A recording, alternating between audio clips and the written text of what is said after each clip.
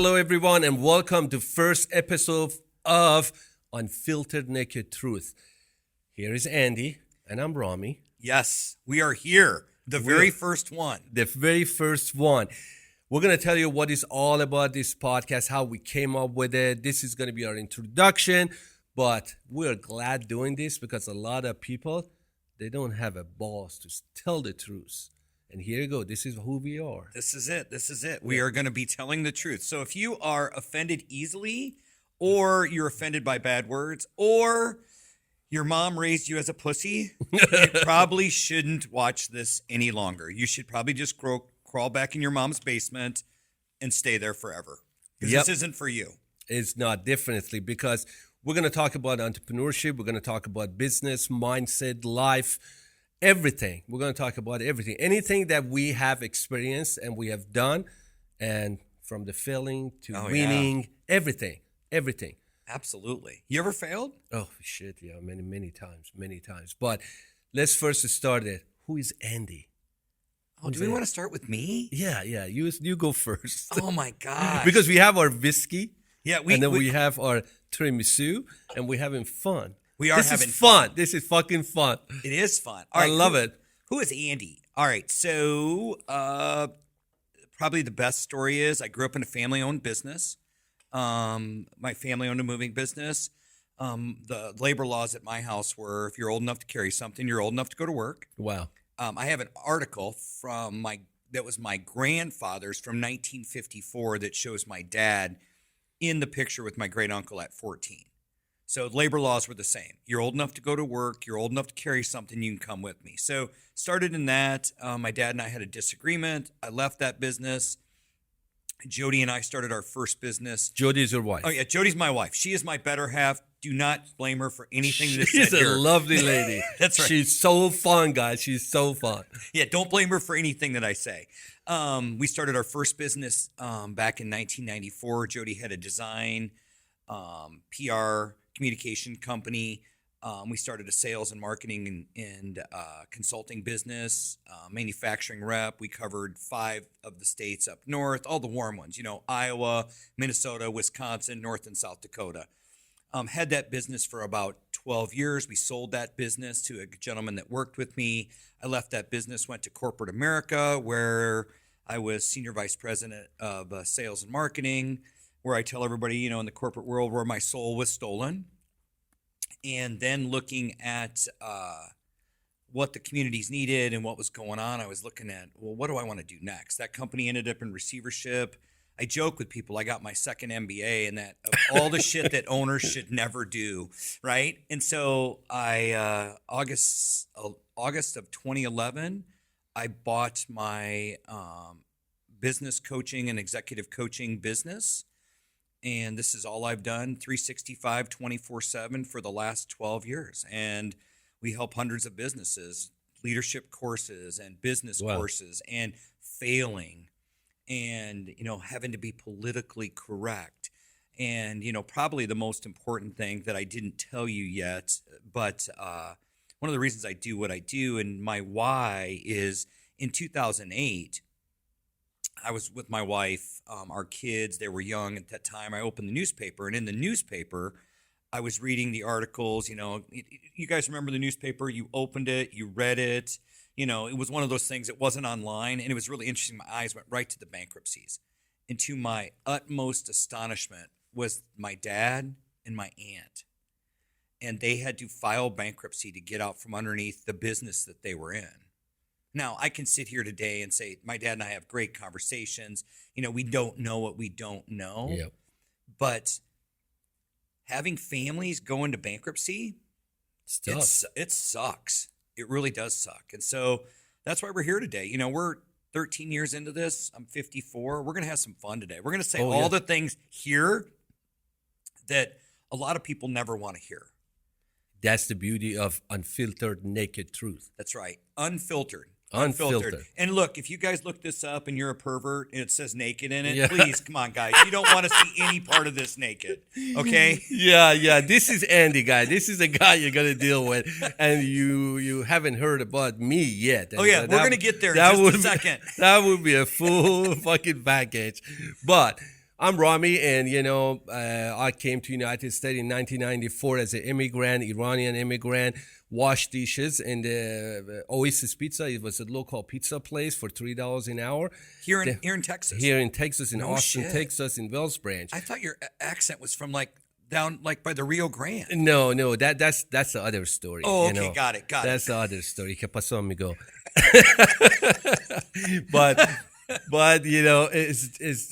and then after that, I ran the pizza place as a manager. Then I went to another Italian restaurant. I started a dishwasher again, and I went up the rank, and I was a general manager there. Finally, after 4 or 5 years, I bought my own restaurant downtown Austin, Piccolo Italian Restaurant, and sold that in 2010, I believe.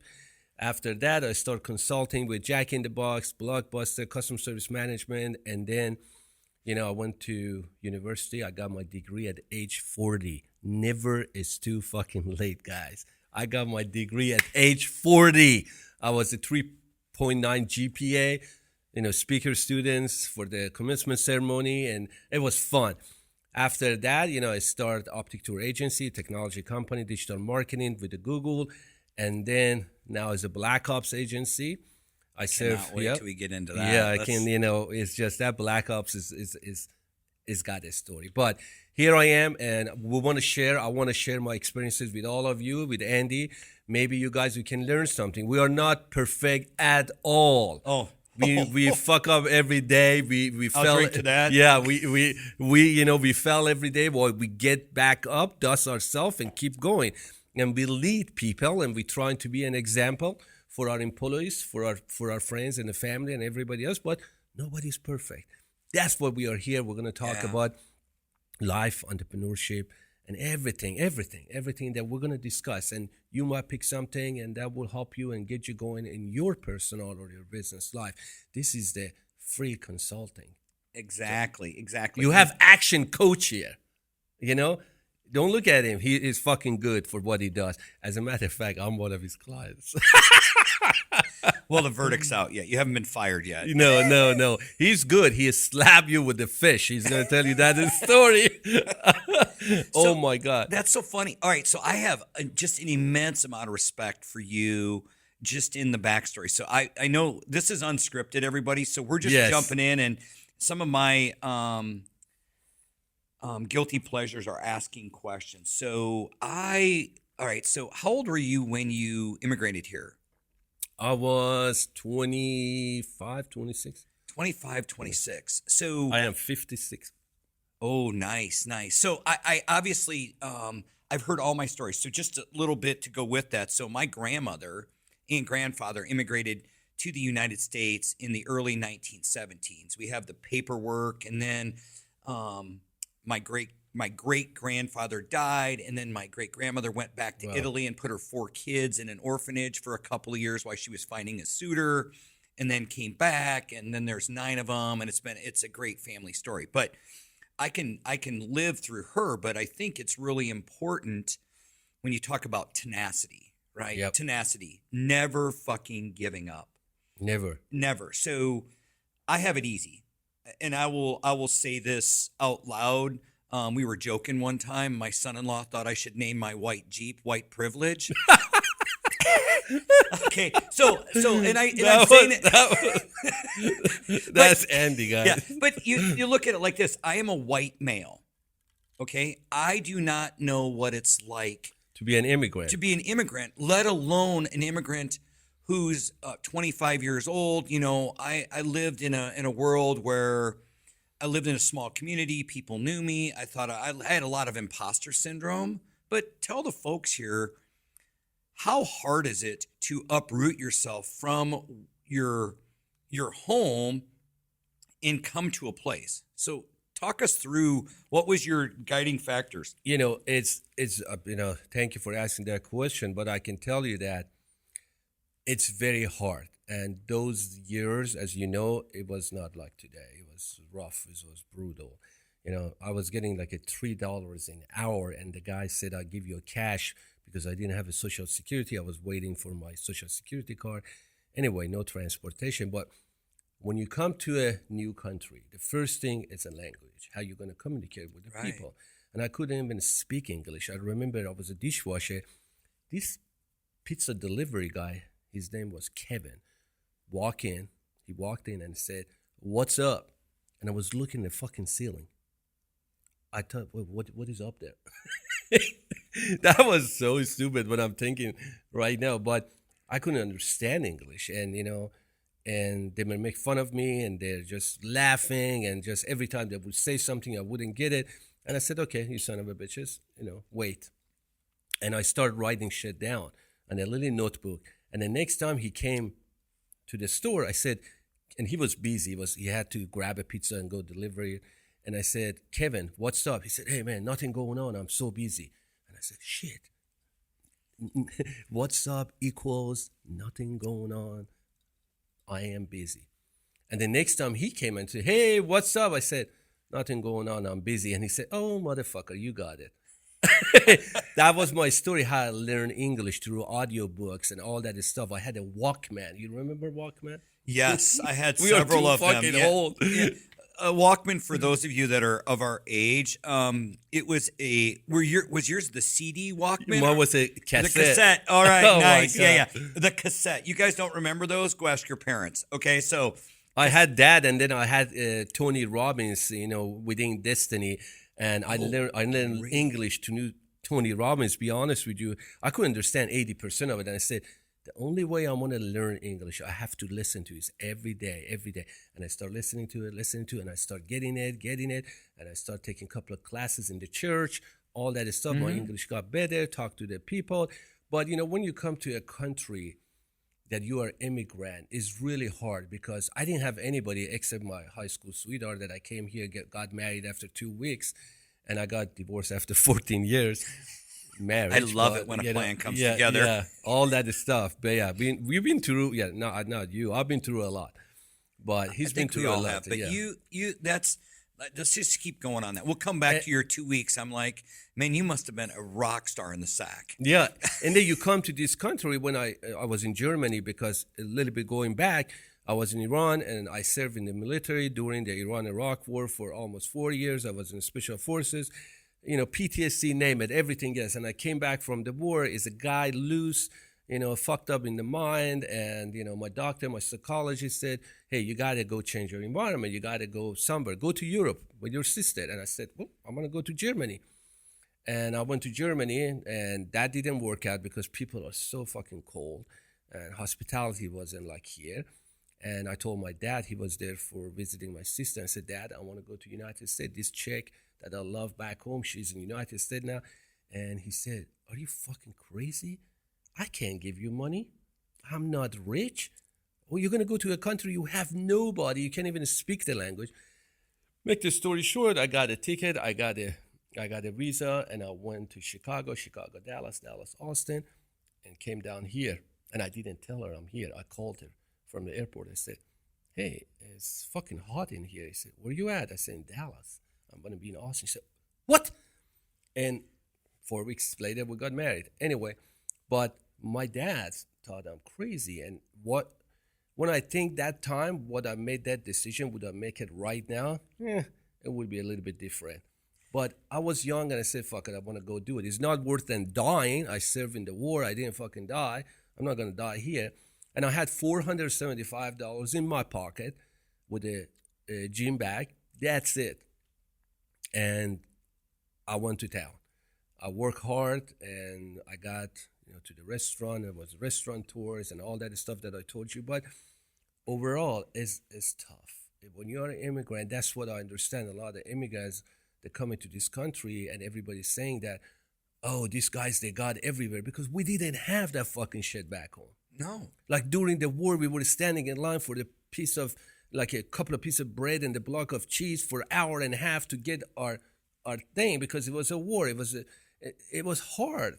Now, when you come here, you say, oh, I can be anybody I want to be. I can have anything I want to have. As you always say, capitalist. Yeah. But so just really quick on that. So let's stop there for just a second. I want to just rewind a little bit and go back to that tenacity. You said you can have whatever you want. talk the folks here through the unfiltered version of, can you actually have anything you want when you show up here with a gym bag, 475, and don't have anybody? Yes, you can. Why? Because I always say, how bad do you want it? I kind of burned the bridges behind me. They said, if you want to be successful, burn the boat. Or you want to, Oh, yeah, I've heard that many times. Use that line. Yeah, use that line. Yeah, burn the boat. You literally lit it yeah, on you fire. want to capture the island, burn the boat. And I said, that's it. This is what I want to do. But it's dark. How many times I cried, God knows. It was scary, financially, emotionally, miss home, homesick, all that shit. And you don't have anybody. You can't communicate with anybody. It's really hard. But as you asked, is how bad do you want it? And I'm asking you, how bad do you want it? Anything that you want to do right now, like 30 years past, I'm sitting here successful, doing this, doing that, paid the price, paid our dues or whatever you call it, but it's all end up to how bad do you want it? Interesting. So do you think that's a lost art? This really isn't an interview series, but he has my antennas up that I really want to know the answers to these. So do you think that's a lost art of how bad do you want it? Yeah.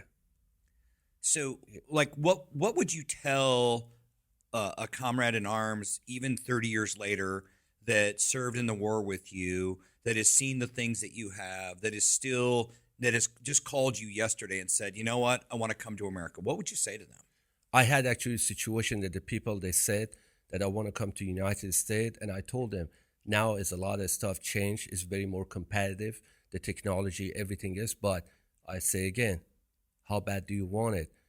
Are you willing to wash dishes? I don't care if you are a professor. And this guy, they asked me, he was a professor teaching at the university, but he can't transfer his stuff. He's got to go to the things. He doesn't know the language and all that stuff. I said, you're going to start working the restaurant. You're going to wash dishes. You're going to wait tables. You're going to, whatever you have to do, are you willing to pay the price? And most of the people, they're not willing to pay the price. I think that's a common denominator with all of us, right? It's you say burn the boats. It's that moment of truth. It's it's an unfiltered. Yeah, it's unfiltered moment of truth. It's a naked truth. It's interesting. It is so You got to be empowering. honest with yourself. Yeah, but how many people are actually honest with themselves? How many people are willing to look in the mirror and go, you're a fuck up. Are you going to change? Or you are not. You keep telling yourself you're this, you're that. I call it the imposter syndrome that I had. Because most of the people, they're living for other people. I can tell you that how many times I talk to people, and you have seen it, talk to the people, and, oh, I'm not going to do this. I don't know what they're going to think about me or do that. Go fucking do what you love. Because they're going to judge you no matter what. Yeah. It's a perception. You can't change people. I was washing dishes, and I had people the same time that they came to United States with me, they didn't tell anybody where they work because they were ashamed of it. So I said, what the fuck is wrong with you? Shame. But that's a cultural effect of today. I mean, we're working around these young men. Yes. Culture today is shame, guilt, they're smarter than us. I'm telling you. We already knew that. Shh. Yeah. Shh. We know they're smarter than us. Sometimes, I have a staff and I raise my hand and say, can you help me out with this? I know technology very well, but sometimes they're right. The generation changed. Their mindset changed. But you have to adapt and you have to you really wanted it. But some people, they don't think like that because they don't want to be vulnerable. They think if vulnerability is a sign of weakness. If you're vulnerable, it's not fucking sign of weakness. It's a sign of courage. Yes. Especially, now, I would say you revert back 30 years ago, that was an unknown trait. I mean, so you came here in 1994, we're 29 years. I mean, I always joke about that. I mean, I have fond memories of my family and in the moving business, and that's all I ever wanted to do. But I can tell you, we didn't talk about fluffy shit. We didn't hold hands. We sure as fuck didn't hug. So strict. Yeah, we didn't talk about I love you and all that stuff. Really? But, oh no, But you look at it, but we knew we were loved. We knew it, but we didn't talk about it. So going back to you say about the vulnerability. And I always say that name wrong. So if you guys are going to make fun of me, have at it. I don't give a fuck. Okay. My kids make fun of me. Vulnerable, right? Vulnerable. But, and it's really funny, Brene Brown. I'm not name dropping. I don't know the woman, but I love it. She has got some great information. And I remember her Netflix special. I think she's in Dallas. She is. No, Houston. She's in Houston. Yes. So I can remember my wife's like, "You're going to watch this." And I'm like, "No, I'm not. I'm not watching any of that fluffy horse shit." And I have a point. I'm going to go back to your vulnerability. And she's like, "Yes, you are." And so we're stuck in the car. And she's like, "Hey, I want you to listen to this." I'm like, "No, I don't want to listen to this." So she grabbed my phone. She plugged it in. She turned on the radio. And she turned it up really loud. And it's, it was compromise. Yeah. It's called compromise. Yeah. Voluntold, whatever it is. And all of a sudden, I'm like, no, rewind that. Oh, my God, rewind that again. Sorry, I'm touching your leg. I'm not hitting on you. Okay. I mean, if it's okay if I am. Yeah. But it was one of those things. And she said this. Why did you rewind it? Because she was saying so many profound things. She was kicking me in the nuts all the time because I was so hard-headed as a male. Like, I don't need to listen to this shit. She had more points. But the biggest point that I had him rewind 3 times was she had spoken in front of a number of troops that were in Iraq or they were in Afghanistan. They were in some war. And she stood up. She asked people what vulnerability was. And somebody stood up and said, "It's courage."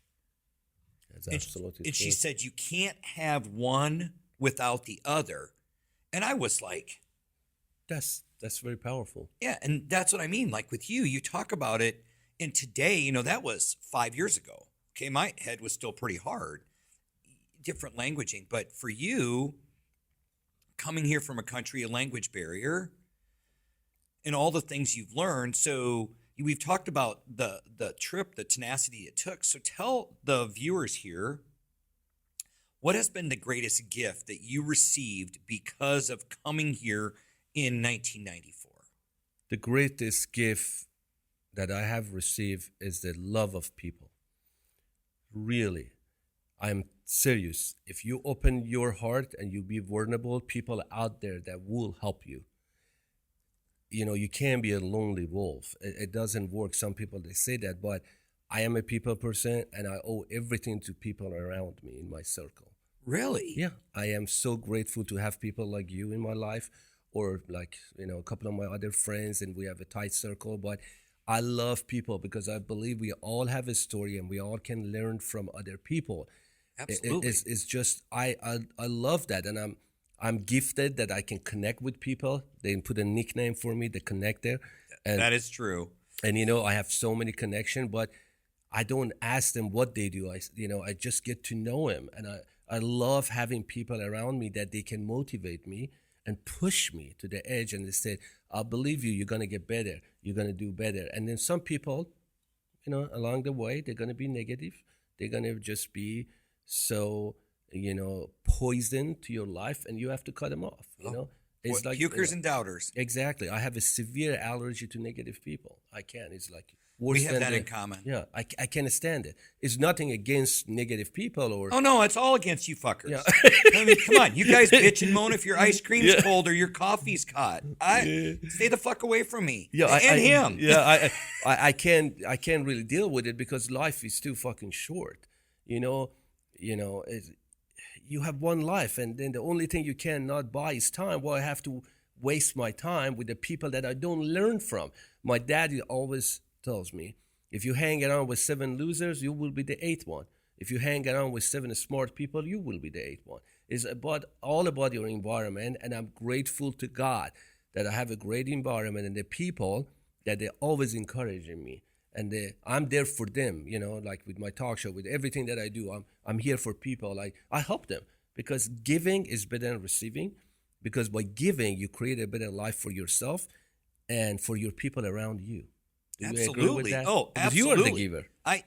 Look, that is one thing that it's so funny. Remember we met that night? We had never met at one of our friends. Yes. We had never met. We got in a part. That was amazing. That's why it's so. It was like all of a sudden we connected. Yes. And both of our wives looked at each other. And I then they never looked, ask you what you do for a living. No, we're just talking. And they they're looked at smoking a us. cigar, have one. Yeah, we're drinking having whiskey. drinks. We're smoking cigars. And our wives looked at us and then looked at each other and then did this. Oh, shit. Because it was that connection. It was the connection on I call it a molecular level. Like, we just had so much in common. And it's really funny because I went back and I was talking to my son, who you met first. Exactly. Right? Opposite you. Totally opposite. Totally opposite. Smarter, better looking. He's got the chiseled jaw. I mean, got a great family. You know, that's what we want from our kids, right? They want them to be better. But you were like, you guys father? Yeah, totally father-son. But yeah, he's definitely smarter than I am. But it's one of those things, like, we just connected. And it was so funny. You want a cigar? Hell yes. Let's just talk. And we started having these philosophical conversations just about people and life and all that. It was so funny. It's like, oh yeah. And it's so interesting. I love that about giving, because, you know, there's that portion of us that are takers, right? And takers. That's sad. I have seen it. You have seen it. I have so many people take advantage of me. And then one of my friends said, "You really let him do that?" I said, "What do you want me to do? It's between them and God, you know?" Oh, yeah. They got karma's a bitch. Yeah. I said I did what I had to do, and I just helped them, and they're going on. And, you know, I'm just saying, as I said earlier, we're not perfect either, but we're not the takers. I can tell you that. I am not. I know you're not. We are always helping people, but some people out there, they are like that. Some people are out there that, and I think we've all been surrounded with them. And you know, he had some great points there. It's really interesting. That's what you and we can't do politics. Yeah. Well, we'll talk about that someday. I did get into politics for a short period of time, and that was a second. Are you serious? Yeah. We'll wait for that one for a few series, because that one I learned a lot. I want to know about that shit. Yeah, I learned a lot about takers. And leaving you stranded on an island all by yourself. Oh, yeah, they prop you up. But when things go sideways, they run for cover. So, yeah, you will find us on political conversations and, you know, religious conversations. You know, we don't differ a lot. But going back to the pukers and doubters, I'll tell you this one time. So, I used to be physically fit. And this was a long time. You're still pretty good, baby. I'm still pretty good. I'm not in quite the shape, but I had a good friend. His name was Jay. Is Jay. And this is back in 7, 8, 9. If you remember, I was in the building product industry back then.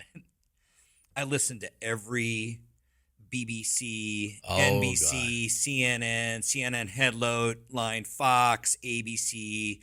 I mean, I listened to all of them. Man, I had an opinion of everything. I remember one day, he's like, we went for a bike ride. We were going out for a bike ride. And he was just like, man, you're just he didn't use these terms, but I knew what he meant because he was a professor. He's so cool. He's like, you're an asshole. Every time you talk about this, you know everything. You're just an asshole. And I was kind of like, it was a very quiet, considering I'm pretty talkative. It was a pretty quiet ride. And then I went home like any good man did, and I went and complained to my wife. And my wife's like, yeah, you are.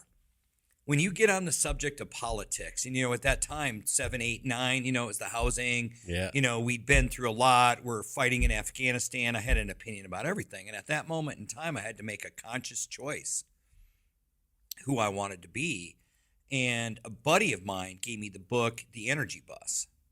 I heard that. I never read it. You will be reading it. Yeah. But it's a book, and it's it resonated with me. It got up, and it just right between the eyes.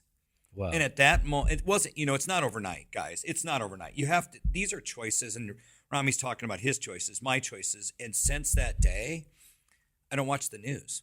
I don't listen to the news. I'm informed. I'm very informed. Don't even think that I'm not, but I'm very informed. And I'm not going to sit here and be, you know, wear the red hat or what's his name on this show. I'm not going to be that guy. But I had to make a choice that taking myself out of situations of political conversations and getting rid of all the if it leads, it bleeds conversations. Because it made me a different person. You know, you look at your, 6 degrees of separation, 3 degrees of separation. We are the equal sum of the 8 people we surround ourselves with. Well, I surrounded myself with a bunch of people that had a lot of opinions, but none of them had fact. And yeah, I'm talking to you if you're in the news media. You can go fuck off. I don't care. But it turned me into a different person. And I can show you statistically from people and loved ones how this has affected their lives because they get so caught up in that negativity. And I refuse to be one of those anymore. You know, I'm so happy you mentioned that for politics and everything else. Somebody, I remember, one of my friend, like not long ago, he asked me how you felt, how is it feeling that you be in the war with all this politics when you were there? And I said, as a soldier, you don't think about politics. You can't. You only, you get righty, lefty, right wing, left wing, blue, whatever it is. I said, the only thing you care is a man next to you. That's all it is. You don't care about the president. You don't care about anybody. You're just trying to save the person next to you. That's all it is. And politics, I never got into it. As you said, I don't listen, but I'm informed. I don't listen to news. But right now, with the shit that's going on, everybody's panicking. We are in the recession, they say. Oh, we're there. We're there. They said depression. I said, I don't think so, but we are different in transition. We're going to digital transition, AI, digital currency, dollar. Oh yeah, the dollar is scary. If you guys aren't paying attention, you're dumb as fuck. Yeah. I'm just going to tell you right now. That's we are heading for something. And I mean, ask yourself this question for a second. So I don't care if you're 15, you're 80. I am 54 years old. In my lifetime, I have never seen McDonald's do a layoff. Are you serious? Yeah. Brandon, I mean, think about that for a second, everybody. Holy shit. Yeah, think about that for a second. McDonald's, now this is not a political conversation, but Rami, if you were losing $4 million a day, do you have $4 million to lose every day? No. Okay, so all you people that are going to be on this, you're probably smarter, so you won't watch this, but for Twitter to lose $4 million a day, right? Okay, he made some radical cuts. Okay, so now you look at that. Now you look at Tesla. You look at Google. You look at Facebook. Facebook has never been told by their board of directors, you're not going to spend more money. He's never been told that. But now a public company, okay, we got layoffs. We got Google. We got all of the big tech going, and now we're starting to see the trickle effects. McDonald's, right? Walmart in their distribution places. These are all real things. It is time to pay attention in business. Yes. It is time to pay attention. Listen, action coach, business. Listen, guys, this is important. I'm serious. Yeah, this is one of those times when we're prepping people. So let's go backwards. Let's go backwards to 2006, 7, and 8. If you were in the building product industry back then, most of the country did not know what was going on until you had the big three banks collapse. Goldman Sachs, yep. Fannie Mac, Freddie Mac. I don't get the names all messed up, but those three banks collapsed. And then from there, it was a downhill spiral. Ripple effect. Yeah. Right. So we're in Texas. All right, we're pretty isolated. We have a lot of industry. We have a lot of tech boom. We have housing. We have 150 people a week or even a day, depends on who you talk to, moving here. So we have some isolation effects, and we saw that. But if you look at that, economy collapse, jobs follow. And if you looked at Detroit and Chrysler and GM and Ford, now Ford didn't take the buyout, but Ford was research people. They did some strategic selling of assets in order to protect themselves with money. GM, Chrysler didn't. I haven't seen any reports. I could look that up, but I won't. So one of you guys out there, look it up. Let's find out if they actually paid the government back. You can look forward. So we had the massive collapse, housing shortage, unemployment when, 2007, 8, 9, 10, right into 11, right? We started coming out of it again. Then you fast forward to COVID, right? We were blessed. We have coaches all over the world. We were getting real-time information from our coaches in Australia, New Zealand. I've got some really good friends that are in Korea and Taiwan, and they were giving us real-time information of what was going on. So here in the United States, we were talking to people, our clients, about what is coming and what to do if the government were to shut you down. And everybody's like, oh, no, they'd never do this. Oh, they did, but we couldn't react. So as we sit here unfiltered, the fact of the matter is one of my huge pet peeves with all business owners is I know. I know this. What the fuck is that? You ask everybody to say, I know it. I think this goes back to what you said. You don't want to be vulnerable. And what the fuck? If you don't tell me what you need, what your weaknesses is, and why did you hire me? Like I went to Andy and I said, Andy, I need help. And he said, what? I said, I need this, and I don't know shit. And he said, okay, thanks for being honest. Let's put a plan together. We put a plan together. I got a homework. If you don't do that, what the fuck you expect? Well, so many people are hurt. Think about this for a second. You are an anomaly. You're an absolute anomaly. Most people would never even buy the fucking ticket, Ramin. Nobody would buy the ticket. They would be like, oh, I'm never leaving home. I was a coward. I was not brave. I was talked out of going to the military. I wasn't brave. I could, at 18, 19 years old, I could have never done that. My ego was too big. I was an imposter. You are an anomaly. Many business owners today, they come in feeling they know everything, and they might. They absolutely might. But unless you're willing to be open to learn something, like I just said, McDonald's is doing layoffs. Not just the stores, because they have a hard time finding people, but their corporate office. The executive level. The executive level. So it's time to start paying attention. We need to start paying attention now because we know later this year there's going to be problems with our economy. There's going to be problems with the value of the dollar. And no, I'm not telling you to stick your money in a mattress like they did in the 30s. Okay, I'm not saying that. I'm just saying there's ways to protect your business, and there are also ways to put your head in the sand and not pay attention. I told you here once, I'll tell it to you 1,000 times. One of the driving factors is business failing. It drives me crazy. You know, in COVID, I personally sent over 20 businesses to a bankruptcy attorney. Wow. 20. Wow.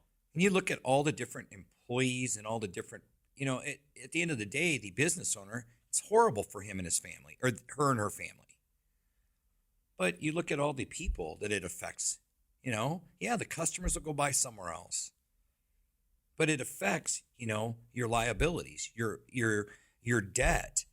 It's a trickle downward. This coming up in 2023 here, it's real. It's really fucking real. Is it going to be a rough one? I would say it's going to be rough for certain. Discorded. I heard discorded. Again, we can't tell, right? Yeah. The Fed is doing everything they can to stave off a recession, and every time they raise the rate, the Dow jumps, the index jumps. It starts jumping. People are defying the odds right now. I don't know when it's going to hit. I don't have a crystal ball. I'm not that fucking smart. I just know that you as a business owner, you guys as business owners, the most important thing to start doing is shoring up your business. System, process. Amen. Yeah. Amen. I'm telling you, I've been in the business for many years, but I can tell you that one thing it will kill most of the business is they don't have a process in the system. I'm telling you. Yeah, they're like, I know the system and process. It's right here. Bullshit. It's bullshit. It's you got to have it. You can't have a half-ass system. Well, but so many people. It's gonna get you killed, man. Well, let me ask you this: military. Did they just let you go on your gut, or did they just train the shit out of you? Fuck no. Before every mission we took, we had to go through so much shit to make sure everything's okay. But shit happens, 5% things. But you have to be prepared from the radio guy, from the sniper guy, from the name it, from the mapping, the target, the location, every shit. It has to be like we had process. You do this. If that doesn't happen, you do that. We had maps, like a really technical maps, and and then you But come. why? Why? Because we don't want to. We didn't want to fail. We don't want to fail the mission.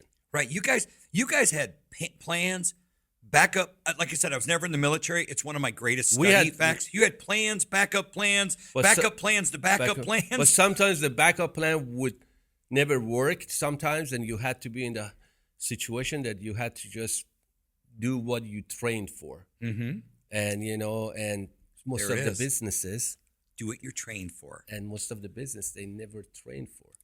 They react. I agree with you 100%. They react. I mean, look, I'm in business. I can tell you we reacted.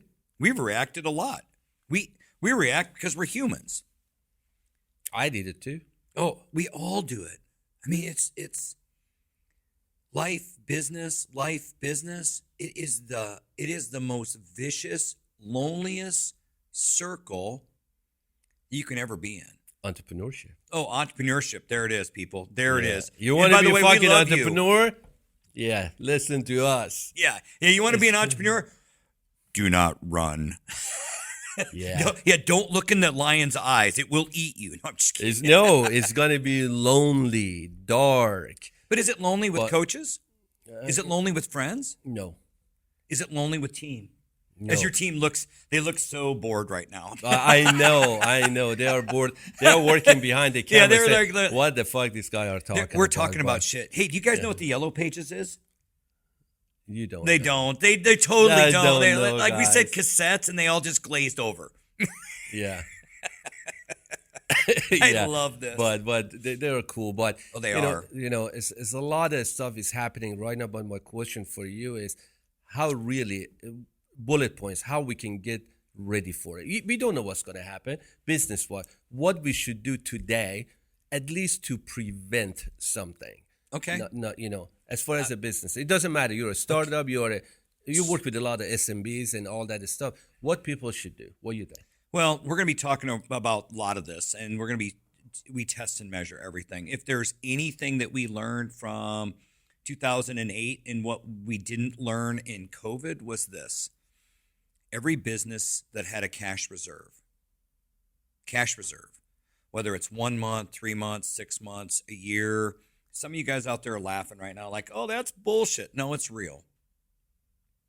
And you don't have it, you basically fuck. Yeah, well, that's the big thing about it. Well, so we tell every business owner, here's one of your great stability points.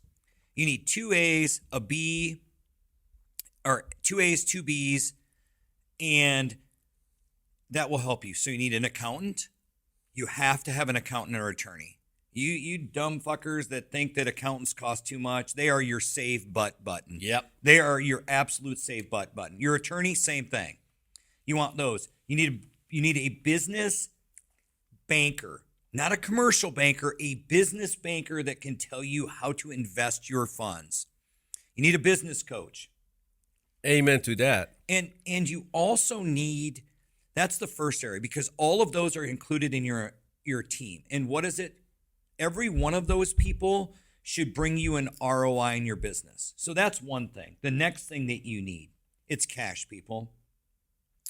If you have been living... Cash is the king. Cash is the king. What we found in 2008, 9, and 10, businesses that had cash on hand, whether it was 1 month or 3 months or whatever it is, they were able to move forward because it gave them leverage with the banks. So why do you need a banker? It's so funny to me that I talk to hundreds of business owners a year and they're like, well, it's none of my banker's business what my finances look like. Well, what we found out with COVID, all you people that are smarter than the bankers, when you don't have a relationship with your banker and they haven't seen your financials for 3 or 6 or 8 months or a year, and then you go to them and you want money, guess what? They're telling you to fuck off in a polite way. They're blaming it on the committee, the loan committee, but it's really your fault. And that's the fact. You need to be able to show 12 months of financials to your banker because now they see a track record. So if your banker you have been working with for the last 12 months and they have a good clear eyesight of what your financials been, your ups, your downs, your revenue, profit, your retained earnings, things that move the business forward, it makes it easy. Because then they can go to the loan committee and go, hey, these people need a line of credit, or these people need to buy some equipment, or they need this, or they need that. And it all becomes easy. But cash is the key. You've got to start putting money away. And I don't mean putting money away in spite of your face, right? Don't cut your nose off. It's do it smart. If you're $1 million business and you spend $999,999, you are not a viable business. Okay? Real profit, real gross profit on the top line, because higher numbers on the top line lead to better numbers on the bottom line. Second, another bullet point. I lost count. I talked too much. Is it the whiskey or the bourbon? Is it whiskey? Okay, the whiskey. Yeah. The next area that you need to really start paying attention to is get your fucking personal finances in order. That's so important. Get your personal finances pulled out of your business. Yep. Okay? I know so many people that they do that. Oh, it's a business expense. You get fucking audited, you screwed, dude. Well, and I'm not saying you shouldn't do some of it. Yeah. But right now you're going into a recession. Don't go buy a fucking boat this summer. Yeah. Don't go buy a new I have pickup seen this summer. People do that. Yeah, they do it all the time. Oh, hey, I need a new boat. I want to put a new deck on the house. Great. It's not Figure the out time. how to do it. It's not. Yeah. So these are just some of the areas, and we'll talk more about it over the next 6 months of things you need to do. But right now, it's time to start paying attention. The most important thing you can do is be informed. Look at your business. I could sit on my soapbox for hours right here, but it's be informed. And then try to just learn and ask. A lot of people, I totally agree with you, that they don't want to step out of their comfort zone. They don't want to just, put the effort for just learning and, just adapting new things and asking. I ask people every day.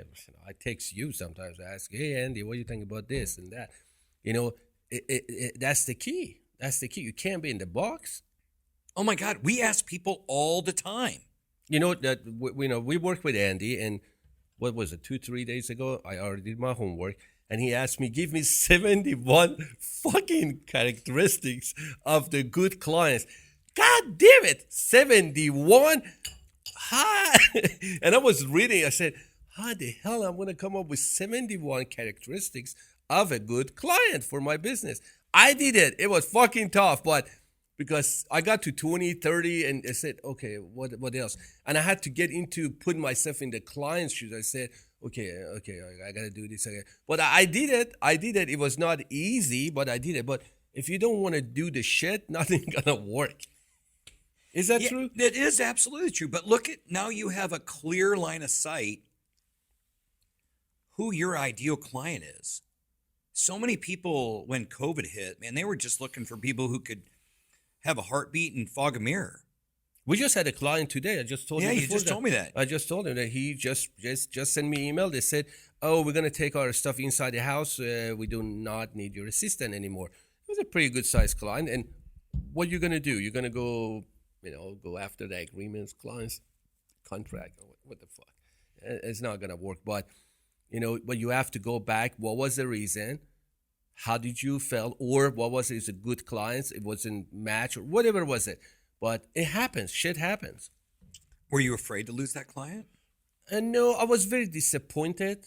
But I want to ask them why. Because, we learned from our mistakes. Oh, absolutely. We learned from it. Can you give me like an exit strategy? When you leave the job, the HR calls. Yeah. And I think in the businesses, we need to exit the strategy with our clients. Can you honestly tell me what happened that you decided you do not want to work with us? And then if they give you that and you are honest with yourself, you can go through and say, oh, I need fucking process. I need this. I need that. And then you just be truth. But that is the hardest look. Most people won't look at that. Have you ever lost a client? Oh, all the time. How did you deal with it? When I first started, I'd cry a lot. I'm not making that up. Look, are you serious? Oh my God. damn it. I used to care so much about clients that they would quit, I would be ruined by losing a client. But now, I'm always disappointed. I'm not disappointed in them. I'm disappointed in me. yeah, I'm disappointed in our team, because if a client's not getting results that he is looking for, that is ultimately my fault. Now, yes, I know they have to do the work, but it's my job our team's job, our quite big team's job, to coach clients through getting results. That's on us. Now, yes, we have personality conflicts. I'm not good for people. They're not good for me, but that's why we have a team of coaches, right? Because they can, oh, you're 30-something. I am the wrong person to coach you. I don't think like you. yeah. My partner the other day said something so profound, and it's so interesting to me. And it's been stuck in my head since the Saturday that we went to Nashville. And he said this: when a person has deprecating conversations like, I'm fat, I'm not tall, I'm ugly, that negative energy is putting off on others. I absolutely. And I didn't know that. I've never thought of it like that. It's been rumbling around in my head. Is it energy that would transfer? Yeah. So, but it also goes with clients. Yeah. And when a client quits, or we're afraid of firing clients, we live in fear that there's never any more, the scarcity mindset. Yeah, scarcity mindset. Early on in my career, you have to remember, this is all I do for 13 years. This is it. I live here. You lose one client, you said, that's it, I'm out. Yeah, that was exactly it. And in our next episode, I'll tell you how I lost 12 in 3 months. Whew.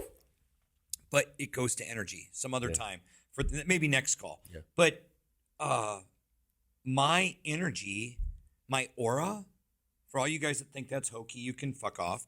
I believe in alternative energy. I believe in faith. I believe in that there's a bigger spirit than me. I believe that, absolutely. But my energy, my aura was putting off such a bad aura that people can see it. And when DMH said that, I was like, that is so profound. And then we had another conversation like a day later. We can't be scared of losing clients. And I didn't tie the two together, but they're so equally tied together that self-deprecating talk or not wanting to fire a client, and they tie together in my energy's bad, because then I'm oh my God, I have to keep you. Oh my God, there's never enough. Oh my gosh. And it was this real awakening for me, like, oh my God, that's so powerful. Absolutely powerful. But, we can talk all day, but, I'm talking to you people, viewers, listeners. This podcast is all about Unfiltered Naked Truth, and you can ask any question. Oh, yeah. What you have to do, just, we're going to have an email like Andy at unfilterednakedtruth.com, Rami at unfiltered. We put all that in the description of the podcast, but please go ahead and ask us the question. If we can answer it, we answer it. Yeah, we will. We'll be happy to. If we don't have an answer, we will find an answer. We will find it. We will find an answer for you. But look, if you're going to get on there and be a troll and how smart you are, go ahead and do that too. We don't care. We'll make fun of you on the site here and let everybody know. The whole purpose of what we do here, we are busy. He's busy. I'm busy. We're not making any fucking money out of this shit. No. But what we're trying to do is just help other people, especially with his experience, with my little bit experience. No. You have massive experience. Do not cut yourself short. That stuff, we are trying to really raise the bar for the people out there, because we believe that if you raise your standards, you can achieve anything. I'm telling you. Oh, this is absolutely true.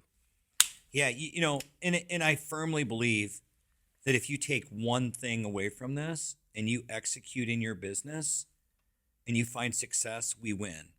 Absolutely. We win. It's look, we're going to have a lot of fun here. This is the first episode, but we're going to have an episode every week. We're going to post on an Anchor, Apple, name it, everywhere. Yeah. We have a great team they're going to execute, but this is going to be amazing. I love chatting with this guy and hanging out with him and drinking whiskey and the tiramisu. And Oh, every that's- time we're gonna try. I'm gonna something. be back at 2:37. You Yeah. keep bringing this shit. But thank you for watching. Thank you for listening. Cheers to you. We greatly appreciate, guys. And as I said again, we love you. I hope you love us back. And give us a comment.